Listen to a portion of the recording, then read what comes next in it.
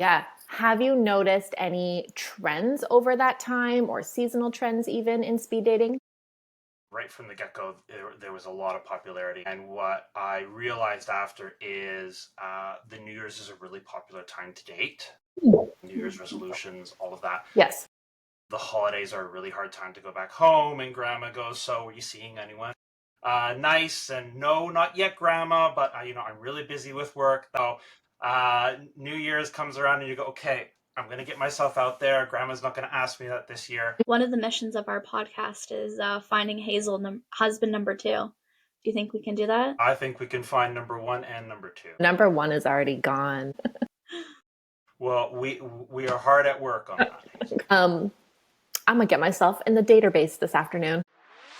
Once upon a time, I started telling my terrible dating stories on the internet. And I said, girl, this needs to be a podcast. And I said, okay, but how do I do that? And I said, don't worry, I got you. And I'm like, okay, what are we going to call it? I know, it's Rebrand pending.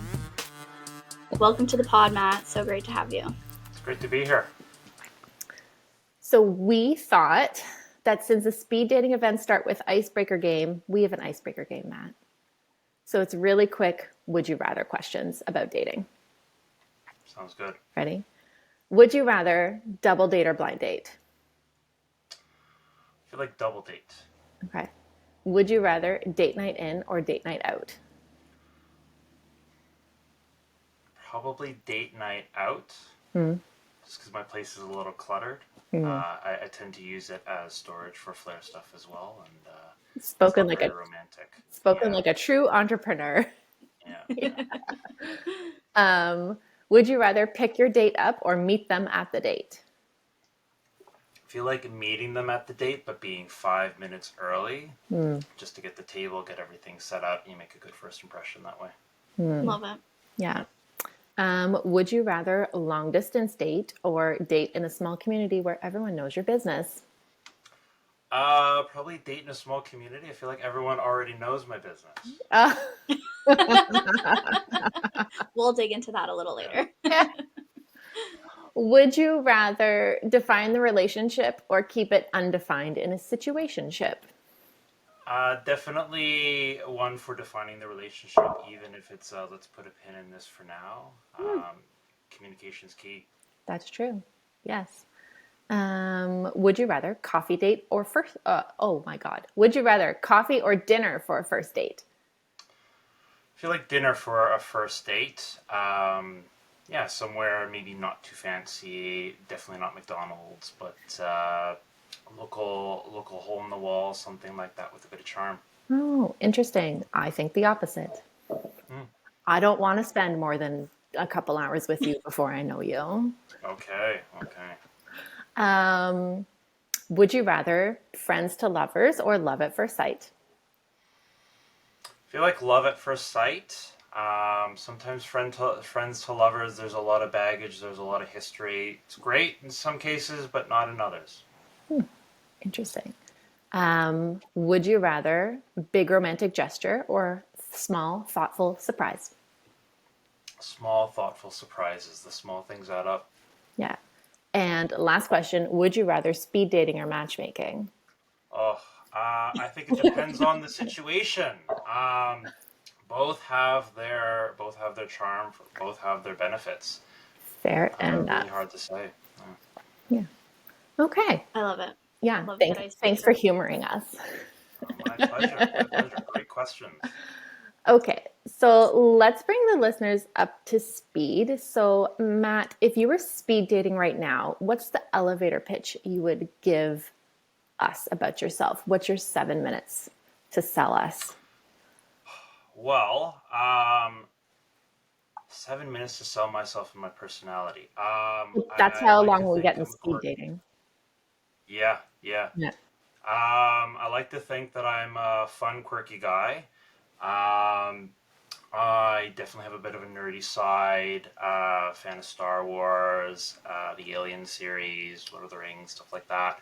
I'm really into tech. I've built a few computers, restored a few devices in my spare time. Definitely have an entrepreneurial side to me. I've run a lot of like small businesses in the past.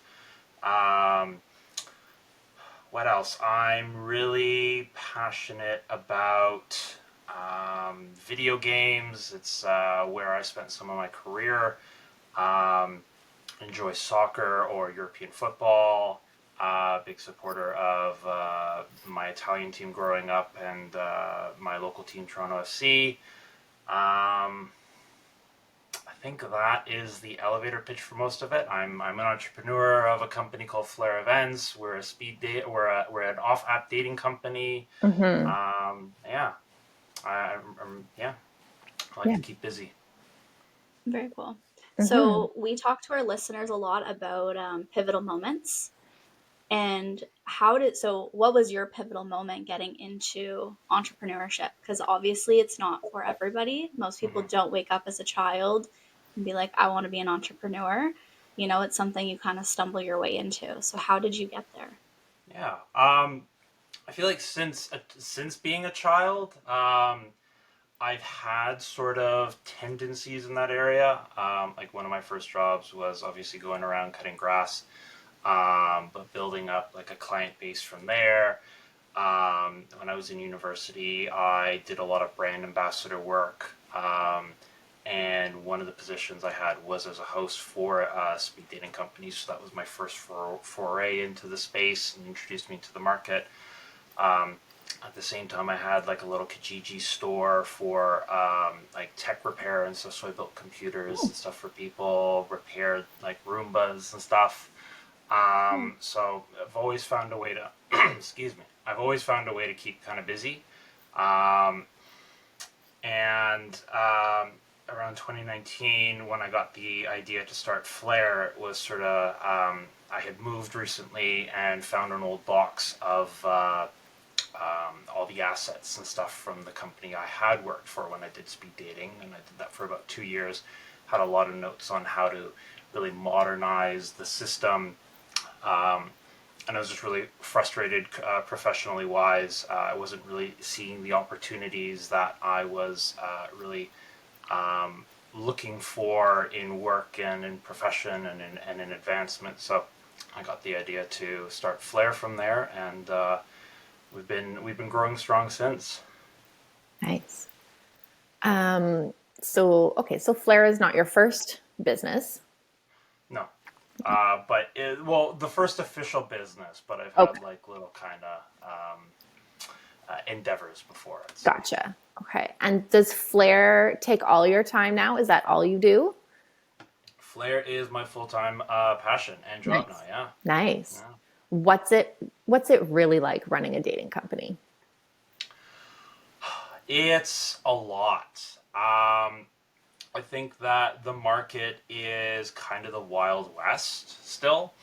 Um, you have a lot of companies, say credit card companies and um, service companies like Stripe, where they're very anti this sort of service and they still don't quite look at it as like an official service. So I know Mm-hmm. anytime I have to go to the bank, deal with any like loans or credit stuff, I have to take a few extra steps because they get nervous about service-based companies like this. They don't necessarily have the best rapport in the past. um, so it's definitely a lot on that side. But I would say that it's very, very rewarding as well. Um, one of the things that I'm so passionate about with Flare is redefining what the standard of practice is. And in doing that, I very easily see a lot of people who can get behind things really quickly on like the liability, insurance, banking side, um, because we're creating those standards. Mm. On the cybersecurity side as well, we're redefining a lot of efforts and endeavors there, and a lot of people are really, really behind a lot of what we're doing there. So it's really, really awesome to see that and to see that uh, the effort we're putting in is so well received. So um, love that side of it.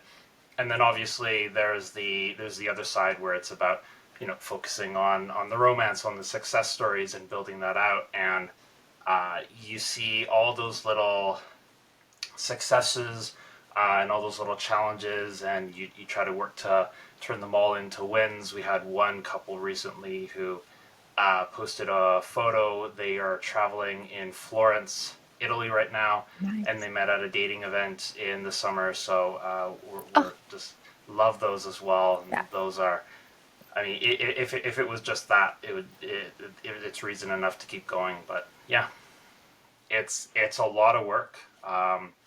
But I wouldn't trade it for anything else. Amazing. That's very cool. Mhm. So, obviously, business is hard.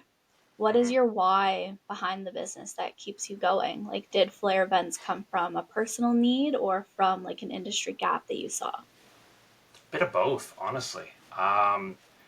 I, on the personal side, I had a few not so great relationships that were a little emotionally abusive. I'll be honest, and I didn't know what that was at the time. I was very, very young, and it wasn't obviously until later on that I realized, oh, that's what that was, and that's why I was feeling that way. And there was a point where I kept going back to people like that, and Yeah. didn't really know why. So through self-learning later on in life, that's when I realized, this is what it is. And there was a moment where I wish I had a way to learn this earlier, or I wish I had a Hmm. way to learn this period. So on the personal side, that's where a lot of mine Flair values of advocacy and about education, and about inclusion, but zero tolerance for certain matters. That's where a lot of that comes from Mm. on a personal side. And then on a professional side, yeah, I think obviously doing it for 2 years when I was in university, I saw a lot of potential in the concept, but I think that the concept and the space at the time wasn't really doing a lot to engage with a modern community. Um, and it was still very focused on like the early 2000s, both in their marketing, both in their business strategy. So when I started Flair 2019, 2020, I made sure to take the concept of speed dating, but not for your grandparents, or Yeah. not your grandparents' way of matchmaking, that sort of thing. So yeah, Mm. And have you noticed? So you've been doing this 6 years. My goodness. yeah, Yeah. Have you noticed any trends over that time or seasonal trends even in speed dating? yeah. So I actually launched it. So we founded it 2019, but we had a Hmm. hard launch January 1st, 2020. Right. Um, and right from the get-go, there was a lot of popularity in it. Yeah. And what I realized after is the New Year's is a really popular time to date. New Year's resolutions, all of that. Yes. The holidays are a really hard time to go back home, and grandma goes, so are you seeing anyone nice? And no, not yet, grandma, but I'm really busy with work, that sort of thing. Yeah. So New Year's comes around and you go, okay, I'm going to get myself out there. Grandma's not going to ask me that this year. um, when I started Flare, though, I had 2 months of that, and then lockdown hit. Yes. During Yeah. lockdown, obviously, there was a big, big, big trend of growing swipe fatigue, Hmm. as I like to call it. So trying new stuff, trying new ways to meet people was very popular during the time. Um, we had run events through online channels, so people had a chance to meet in there, which was a novel concept. Yeah. When lockdown ended, everyone was super quick to get out the door, so we doubled down on a lot of initiatives like activity events, Hmm. um, and we've seen a lot of demand in that since lockdown ended. And Hmm. I think something like that, stuff like that, continues, Nice. especially as the new generation Gen Z comes in, and the generation um, after them is prepping to enter the space as well. Um, Hmm. there's absolutely still that need and that desire for in-person dating and just in-person connection, period. Yeah. Um, but aside from that, I think it really comes down to there are seasonal hotspots. So you mentioned cuffing season at Yeah. the beginning, and Is cuffing that season is real? huge. Yeah, Because absolutely, I was absolutely. trying to explain it to other 30-year-olds yesterday. They had no idea what I was talking about. No, And uh, 3 out of 4 of us were single. And I was like, hello, yeah, guys. yeah. I would say January to March is a really popular time, and September, but not just at September. I'd say 2 weeks into September, because early September is crazy. People are going back to school, Yeah. people are going to university. Yeah. Um, yeah, everyone's coming back from vacation. I would say the slowest time is probably in the summer, because everyone is living it up. Mhm. Yeah. Hot girl Festivals summer. and all of that. Yeah, yeah. Um, yeah, cannot deny the hot girl summer. I would say, though, funny enough, last year and the year before were anomalies. And a Hmm. lot of that had to do, I realized, because of the state of airports, people didn't want to travel. So last year Right. and the year before were more popular for dating in the summer, but this year I would, looking at the numbers and the data, this year has gone back to the standard.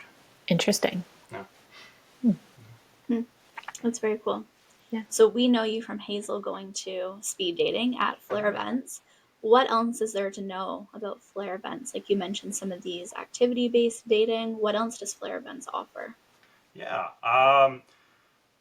We're always, always, always trying to innovate. Uh, as I mentioned, and as Hazel's mentioned, we're well known for the innovations we've done in the speed dating space. We also do a lot on the mixer side for those people who don't like to date in rigid structure, want a bit more freedom. Mixers are generally more social and free and uh, loose in timing and in structure.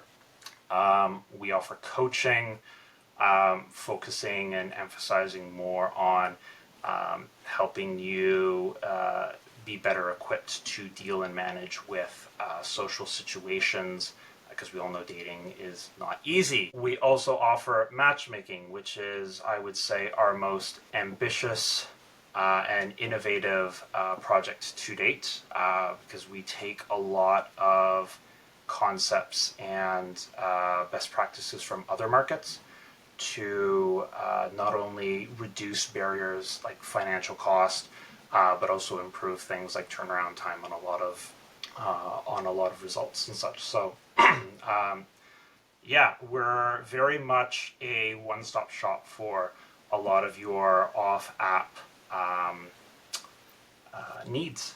Yeah. Yeah. Okay, Mhm. very cool. Tell us a little bit more about your matchmaking service. How exactly does that work?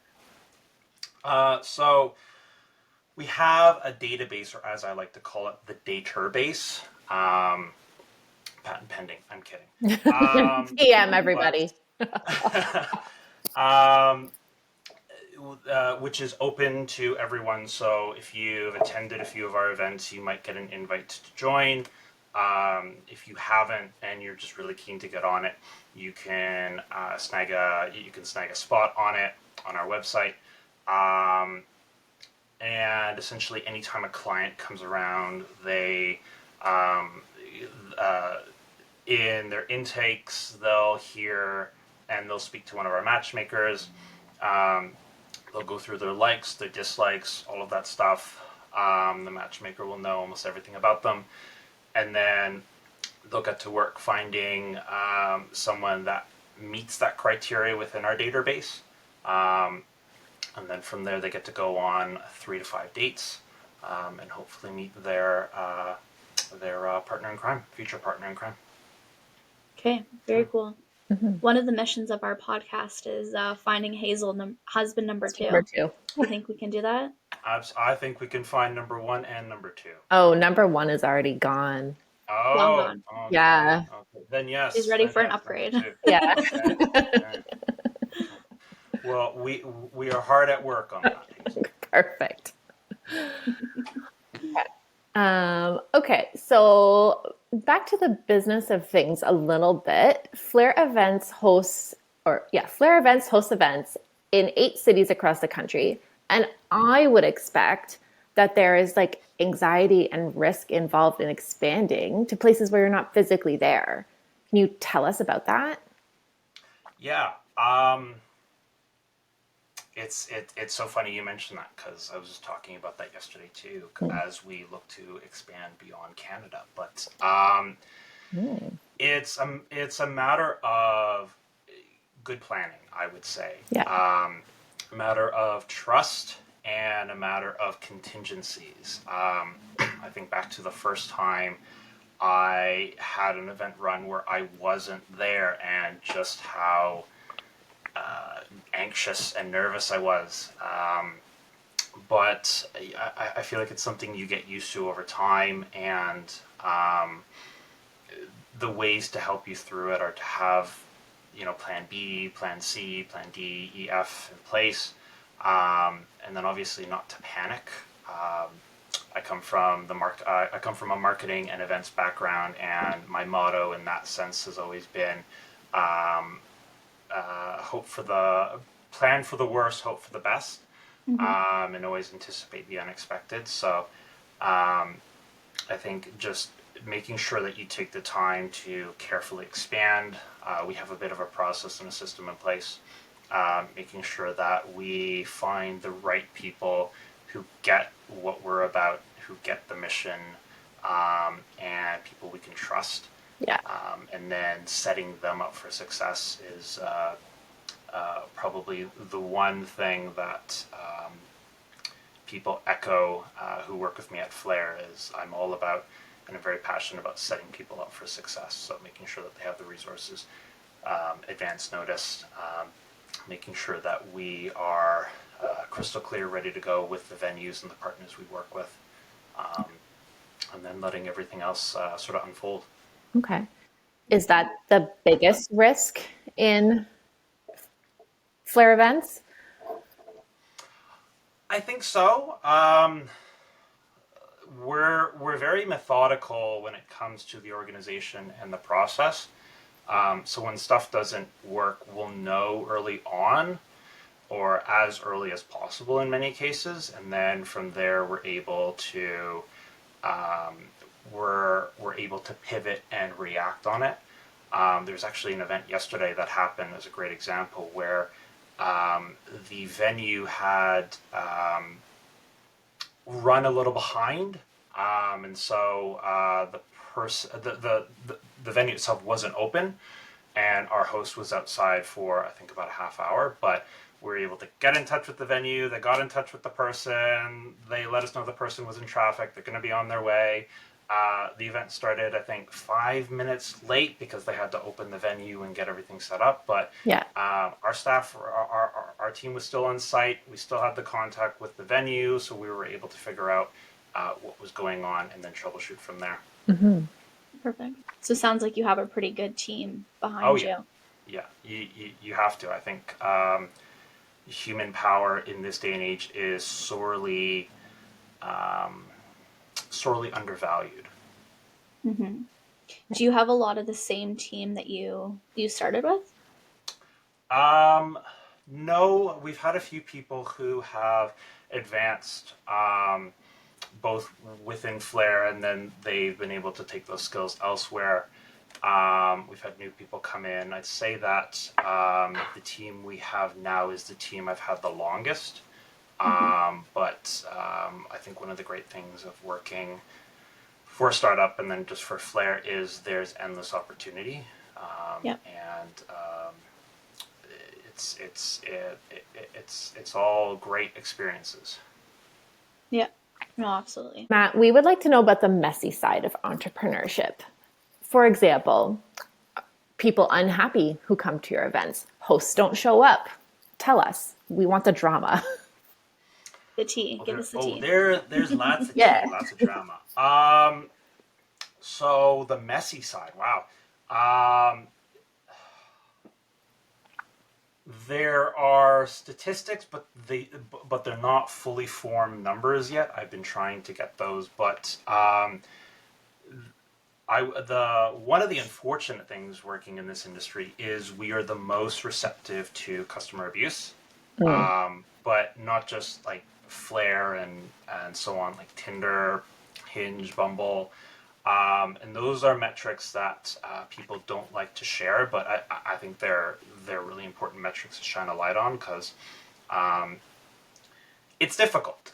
Dating is emotional. It's not Yeah. logical. It's not rational. So For sure. when stuff goes wrong, people are in very emotional states, and you're the first person that they um, speak to and release those in many cases. So um, there's no shortage of that. No shortage of just managing people's expectations. Um, Definitely, you mentioned people coming to events in bad moods. Um, that's a big one as well. Um, we're not guaranteeing any success because at the end of the day, we can't control what you say or what you do. Yeah. We do a great job of setting a space and doing our very best to make it low anxiety, really safe. But if you come in with a bad attitude, you're maybe not going to find uh, the most success. Um, and then there are some people in the space who've been around for a while and been very successful. And I would say that the market itself, as I mentioned, it's kind of the Wild West. It has a lot of room to grow. You hear stories about some competitors and stuff where they're living their own lives out of romance novels. Some um, develop a company together, but then one of them falls in love with one of the competitors. That sort of stuff. Oh, Yeah, it's a mixed bag of things. It's a crazy space, but yeah. wow. What, I mean, you kind of covered it. The question was like your thoughts about bad experiences at your events. But, and something I've always said is that Flair events is just creating the opportunity for you to meet people. They're not saying you're going to meet like the best people you've ever met in your Yeah, life. But do you have any more thoughts about that? Or I like think it's about safety of your, yeah, what did you call it? Guests? yeah. Attendees, yeah. Yeah.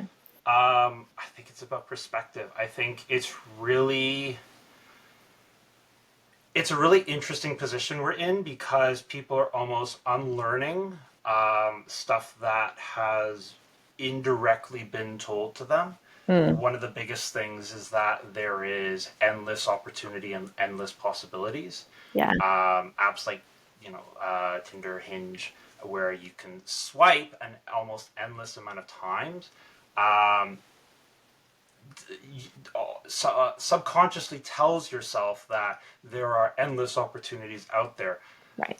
And the reality is not that, especially when it comes down to the activity of people. So, the one thing I always say is well, a few things, but one of the big things I've been saying of late is it's about understanding who are the active singles in your space as opposed to who are the inactive singles in your community or in your area. And then it's about effort as well. If I match with someone on an app, I spend 3 to 5 days talking with them, and then we go out for one date, and the chemistry is just not there in person. That's a big letdown. There's been a lot of build up for that immediate fall off. Whereas you Yeah. go to one of these events, you can meet up to 15 people in a night. Yep. Um, Build up and expectations are a lot different for something like that. So Hmm. it's about putting it all into perspective. That's true. Do you think that that's one of the things, that endless supply of potential partners? Do you think that's one of the things that's wrong with modern dating culture? I think it is, and I'm not the only person in the space who feels that. Which is very refreshing to hear Yeah. because behaviors like those are not conducive because you're 1 foot out the door in that case, and that's not the right Right. mentality to have. I mean, I wouldn't say go into this giving tunnel vision to one person, but go into it giving a genuine effort, Hmm. and really focus on the opportunities in front of you, not focusing on, well, what could be just around the corner. Yeah. Exactly. Do you think people like give up too soon? Like one little hiccup and they're like, well, I'll just go find someone else who I don't have to deal with this with? In some cases, yes. I think some of that comes down to growth and learning a bit about yourself too. Um, Obviously, when we all meet, when we all go out there and date, we really don't know what our likes or dislikes are, and so it's through experiences that we kind of learn that. Um, so I think in some cases give things a little bit more effort, but take the time to really look inward, I would say, and ask yourself the questions of, is this something that is a deal breaker, or is this something that can be hashed out in like a 15-minute conversation? Right. Mhm. That makes sense. Are there any other things that you see that's kind of going wrong with our modern dating culture? um I mean, I don't know about wrong. I think we as a society were really evolving very fast, and sometimes in some cases a little too fast. So it's harder to really put a pin on stuff as it's emerging. It's almost like you have to look at things afterwards to be able to identify that might not have been the right strategy, or that might not have been the right practice or habit or behavior. I think just taking the time to look inward, and if you're really frustrated with things, you've had a few bad experiences, and you're really just bitter about dating, take that time to step back, breathe a little bit, and then get back in the space. There's nothing wrong with that. Um, and then beyond that, I think just don't be crummy to each other. Hmm. Yeah, Be nice. Goes a yeah. long way. Be nice. Be Yeah. nice. Well said. I'll just share my thoughts on like dating app culture, Yeah. and maybe you have some insight. So Stanford did a study in 2023. So it's a little bit outdated now, and this was on Tinder, but 65.3% of app users were married or in a relationship, and only 50.3% of app users were using it to meet someone offline. So I would say that the online dating spaces are not actually even used for dating in most cases, Yeah.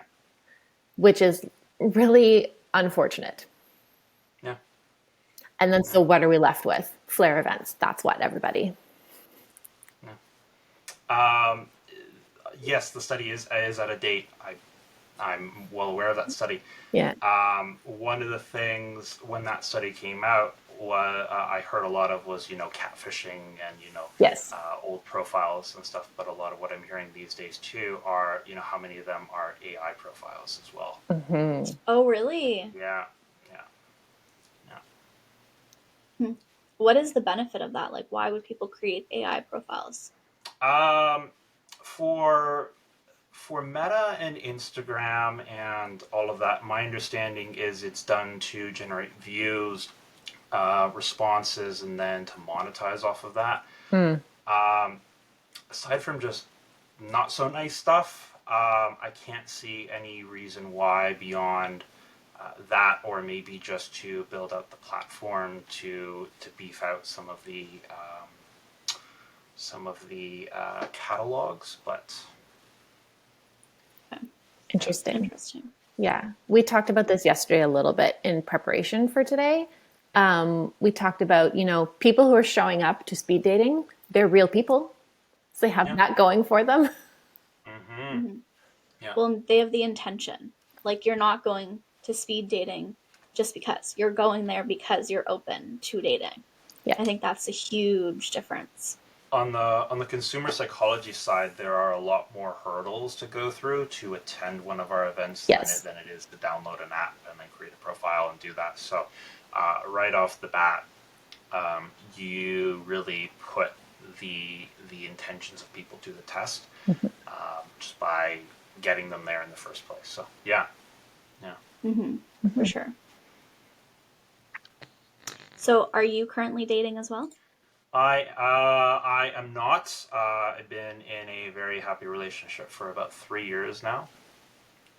Okay. But Congrats. yeah, thank you, thank you.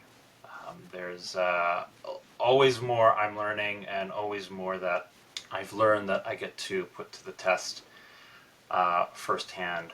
And obviously, if it works, then I use it on Flare. If not, then I keep it to myself. But yeah, Fair enough. Okay, very cool. yeah. Did you guys happen to meet at one of your events?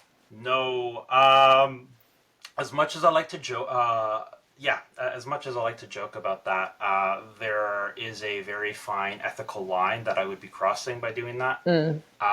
We met at a networking event, and then just through personal interests and mutual appreciation, we were able to turn it to something else. Yeah.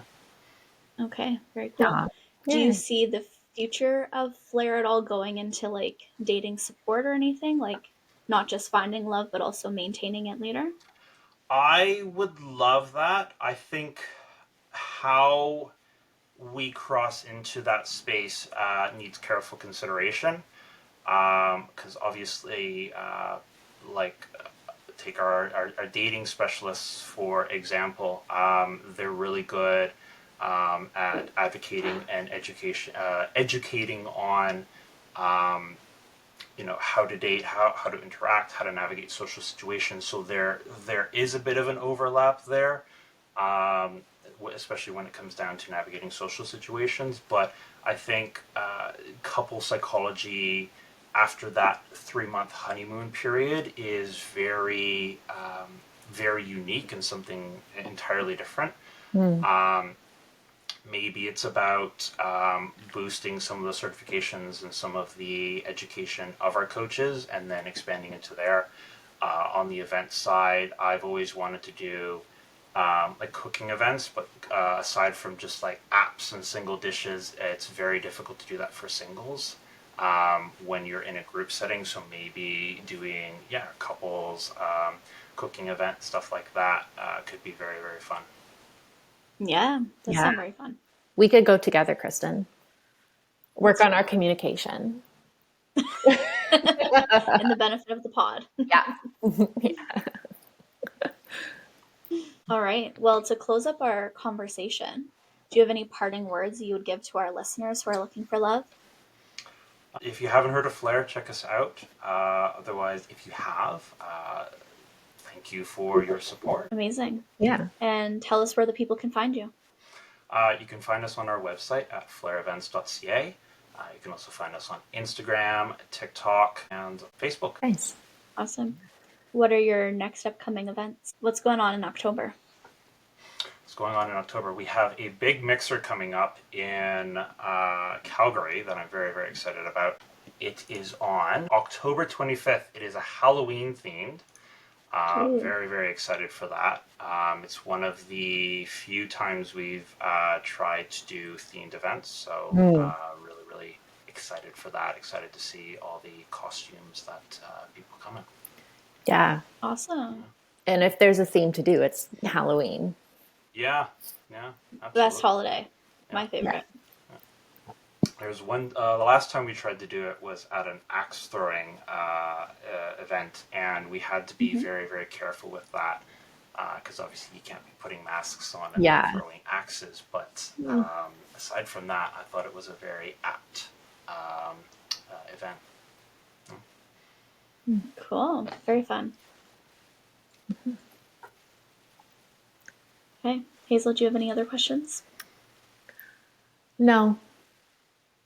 The things in my, like, now that we're talking about Halloween, you know what popped into my head? So Matt, I recently moved to the country, and so yesterday when I drove from my house to Kristen's house, the Halloween decor around here is like fake legs in a real burn barrel. And I was like, how do I know it's fake legs? Like, How authentic. it's just a little bit different than the cutesy Halloween from the suburbs of Ottawa. Oh, shit gets serious out here. Yeah. Yeah, I was like, oh God, okay. Nothing to do with what we're talking about. That's Love it. funny. Yeah, but no, I'm gonna get myself in the database this afternoon. There we We'd love to go. have you.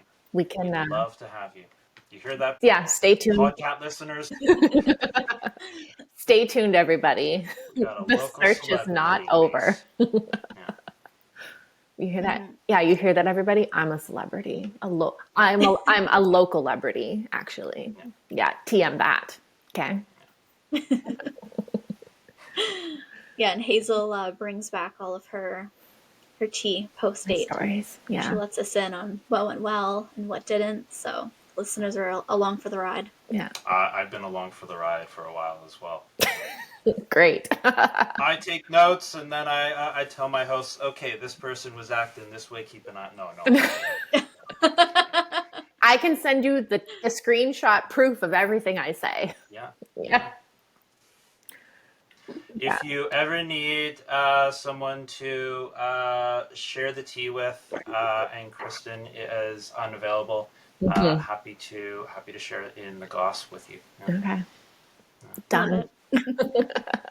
For learning purposes. Of Obviously. course, purely Obviously. education. Yes. To advance the business. Yes, absolutely. Yeah. It's all about quality control. Yeah. Yeah.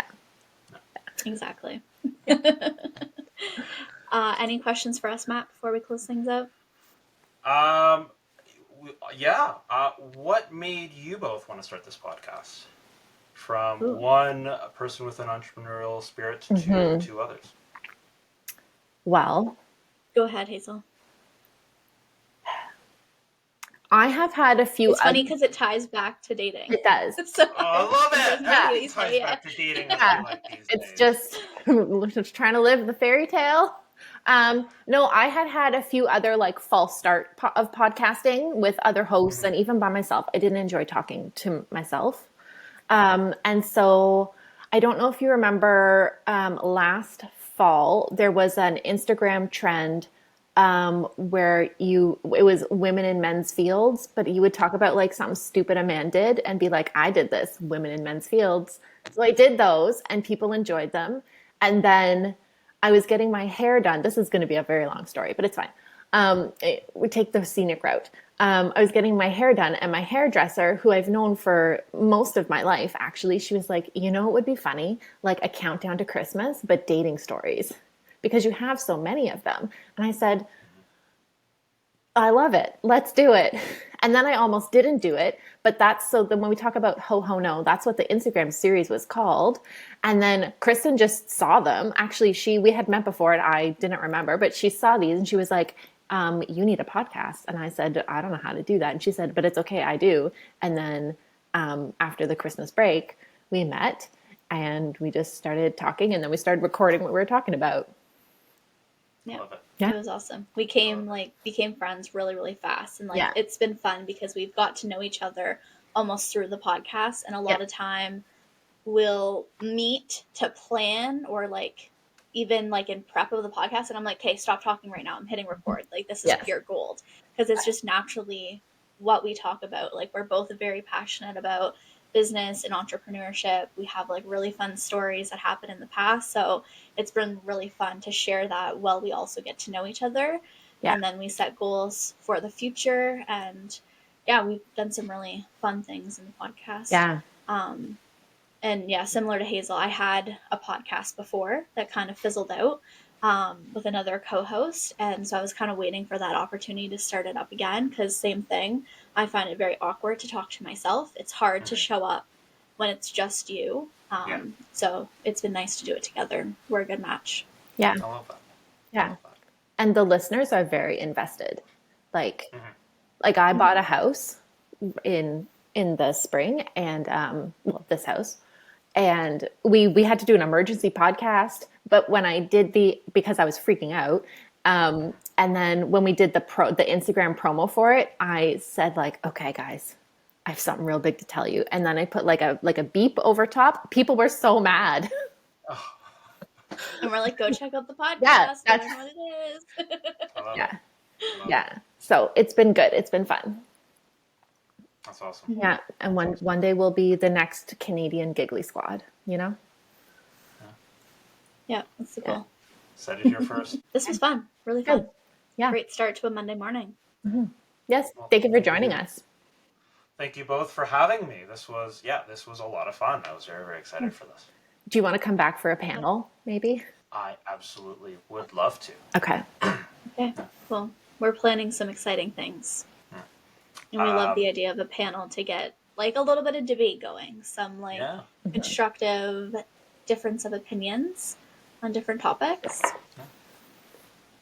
I love it. This was this was something I was very looking forward to. I've been managing like four jobs this week because a few people are on vacation, so I've been taking on their roles in addition to my own. Today's the last day for it, so I was like, I can't wait for the 15th. It's going to be a great day, the last day of doing all these roles, but I'm going to start off strong, and I'm going to end like a champ. Yeah. Spoken like a true CEO. Oh, yeah. Yeah. I think that's the pod, guys. Hope you have a great day, and we'll see you next week. Okay. Bye. Bye, bro.